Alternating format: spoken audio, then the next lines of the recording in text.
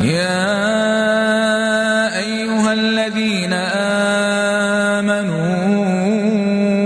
أطيعوا الله وأطيعوا الرسول وأولي الأمر منكم فإن تنازعتم في شيء فردوه إلى الله والرسول إن كنتم تؤمنون بالله واليوم الآخر ذلك خير وأحسن تاويلا ألم تر إلى الذين يزعمون أنهم آمنوا بما أنزل إليك وما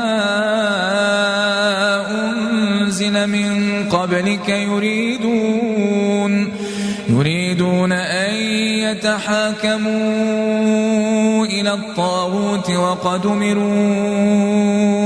أن يكفروا به ويريد الشيطان أن يضلهم ضلالا بعيدا